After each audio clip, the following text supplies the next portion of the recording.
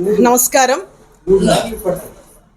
గిరిజనులకి ఉన్నటువంటి ఏకైక కార్పొరేషన్ ఏదైనా ఉంది అని అంటే అది కేవలం జీసీసీ మాత్రమే. సో గిరిజన కోఆపరేటివ్ కార్పొరేషన్. సో 1956 నుంచి ఈ యొక్క సంస్థ నడుస్తూ ఉంది, మీ అందరికీ తెలుసు. అప్పుడు ఎగ్జిస్టింగ్ స్టాఫ్ 1000 మంది పైగే ఉండేవారు. కానీ ఈరోజు పరిస్థితి 1956 నుంచి చూసుకుంటే ఈరోజు 2025కి వచ్చేసరికి కేవలం 300 లోపులు మాత్రమే ఈరోజు జీసీసీ ఎంప్లాయీస్ ఉన్నారు.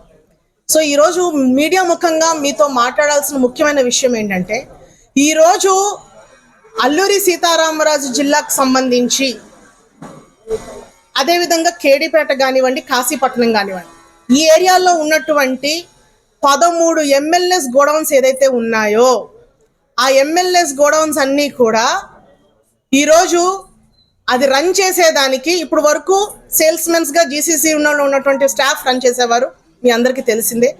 ఈరోజు రెవెన్యూ డిపార్ట్మెంట్కి హ్యాండ్ ఓవర్ చేయడం అనేది దారుణాతి దారుణం అని కూడా ఈ సందర్భంగా నేను తెలియజేస్తా ఉన్నాను. అంటే గిరిజనులకు ఉన్నటువంటి ఏకైక కార్పొరేషన్ పూర్తి స్థాయిలో మూసేయాలి, గిరిజనులకి అన్యాయం చేయాలన్న ఉద్దేశంతోనే కంకణం కట్టుకున్నటువంటి ఈ కూటమి ప్రభుత్వం ఈరోజు ఈ నిర్ణయం తీసుకోవడం అనేది చాలా చాలా దౌర్భాగ్యం అని కూడా ఈ సందర్భంగా నేను తెలియజేస్తా ఉన్నాను.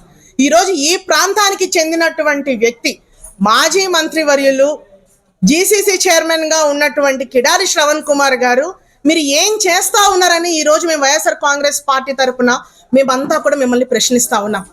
ఈరోజు ప్రభుత్వం నుంచి ఏదైతే సివిల్ సప్లైస్ డిపార్ట్మెంట్ నుంచి సరఫరా కావాల్సినటువంటి రేషన్ రైస్ ఏదైతే ఉందో అది ఈరోజు జీసీసీ ఆధ్వర్యంలోని ఈరోజు ఎంఎల్ఎస్ గోడౌన్స్ నుంచి అదేవిధంగా గ్రామాల్లో ఉన్నటువంటి చిన్న చిన్న డిపోస్ వరకు కూడా వెళ్ళి ఈరోజు డిస్ట్రిబ్యూషన్ కార్యక్రమం ఏదైతే ఉందో ఈరోజు ప్రభుత్వం ఈరోజు ఏదైతే సివిల్ సప్లైస్ డిపార్ట్మెంట్ జీసీసీకి, ఎందుకంటే అక్కడ నుంచి వచ్చి ఎంఎల్ఎస్ గోడౌన్ నుంచి వచ్చిన తర్వాత మన జీసీసీ వెహికల్స్ నుంచి అది మళ్ళీ లోడ్ చేసుకొని అది చిన్న చిన్న ఉన్నటువంటి గ్రామాల్లో ఉన్నటువంటి డిపోలన్నిటి కూడా సరఫరా చేసే ఏదైతే ప్రక్రియ ఏదైతే ఉందో ఆ ట్రాన్స్పోర్టేషన్ ఛార్జెస్ దాదాపుగా 30 కోట్ల రూపాయలు చెల్లించాల్సినటువంటి ప్రభుత్వము చెల్లించకపోవడం వలన ఈరోజు జీసీసీ ఎండి గారు ఈరోజు ఈ నిర్ణయం తీసుకున్నారని మా అందరికీ కూడా తెలిసింది.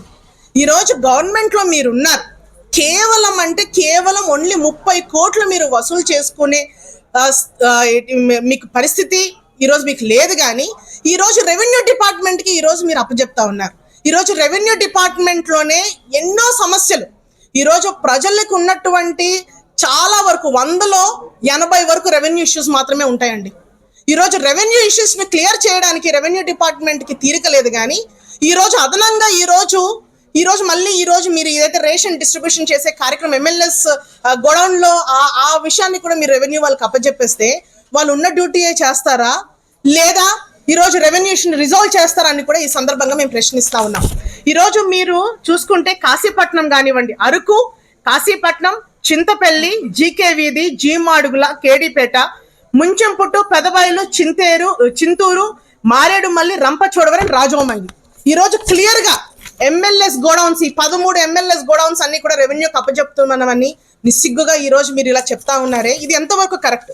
అండ్ అదేవిధంగా ఈరోజు గిరిజనులు అంటే గిరిజన కోఆపరేటివ్ కార్పొరేషన్లో పూర్తి స్థాయిలో మనందరం ఏమనుకుంటాం, ఇది గిరిజన కార్పొరేషను, గిరిజనులకి చెందినటువంటి కార్పొరేషన్ కాబట్టి గిరిజనులు మాత్రమే ఉద్యోగస్తులు ఉంటారని మనందరం కూడా అనుకుంటాం. కానీ ఇది కేవలం అపోహ మాత్రమే. కింద స్థాయిలో చిన్న చిన్న ఉద్యోగాలు కేవలం మాత్రమే గిరిజనులకు ఇవ్వడం జరిగింది.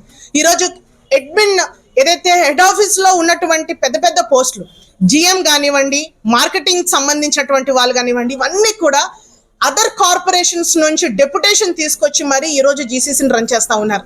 ఏమండి, ఈరోజు గిరిజనుల్లో అంత టాలెంటెడ్ వాళ్ళు ఎవరు లేరా, చదువుకున్న వాళ్ళు ఎవరు లేరా? ఉన్నా కూడా ప్రమోషన్ స్థాయిలో ఆ పొజిషన్స్లో కూర్చోబెట్టి